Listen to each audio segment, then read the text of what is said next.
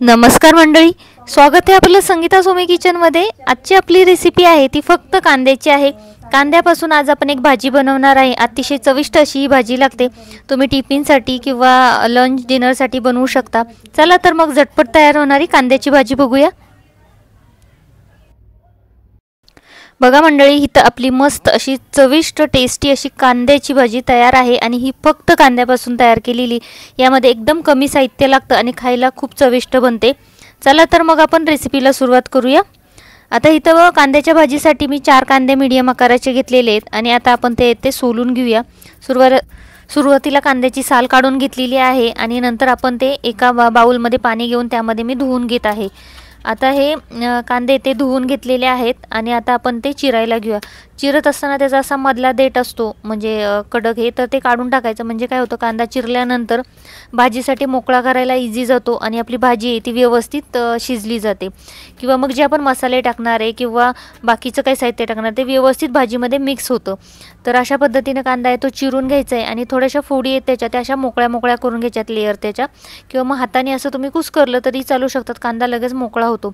जास्त कुस्करायचं नाही आहे, परंतु थोडंसं लेयर्स मोकळ्या होतील अशा पद्धतीने कांदा आहे तो थोडा कुस्करून घ्यायचा। तर अशा पद्धतीने कांदा मी मोकळा करून घेतलेला आहे, तर बघू शकता। आणि आता आपण एका ताटामध्ये ठेवून घेऊया।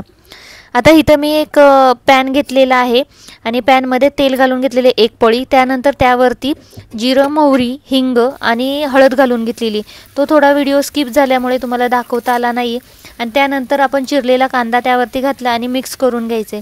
आता हा कांदा आहे तो चांगला तेलामध्ये मिक्स झाला, म्हणजे त्याला हळद वगैरे सगळी मसाला लागला की असंच आपण झाकण न ठेवता हा कांदा आहे तो स्लो गॅसवरती किंवा मीडियम गॅसवरती परतून घ्यायचा आहे। कांदा चांगला शिजला पाहिजे आणि चांगला परतला पाहिजे असा कांदा आहे तो हा परतून घ्यायचा आहे। एक 7 ते 10 मिनटं हा कांदा आहे तो चांगला परतून घ्यायचा आहे। जेवढा कांदा चांगला परतला जाईल तर तेवढी भाजी आपली चांगली बनते।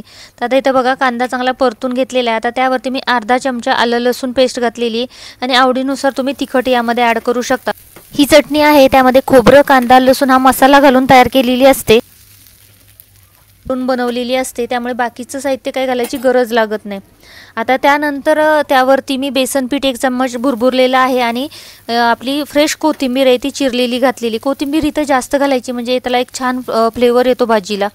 आता बघा बेसन पीठ चांगलं कांद्यामध्ये मिक्स करून घेतलंय आणि त्यानंतर आता परत आणखीन 1 चम्मच मी त्यावरती बेसन पीठ घालणार आहे, म्हणजे व्यवस्थित आपली भाजी आहे ती होईल।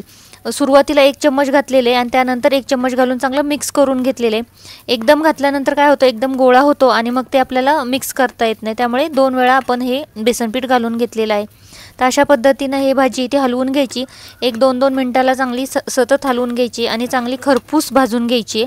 आता इथं बघू शकता भाजी आपली भाजत आलेली आहे। आणखीन थोडा वेळ मी ही भाजी 1-5 मिनिटं अजून परतून घेणार आहे।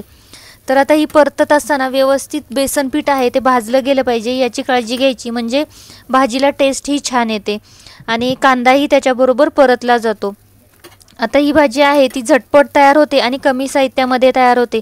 तुम्ही मुलांना टिफिनमध्ये ही भाजी अशा पद्धतीची देऊ शकता।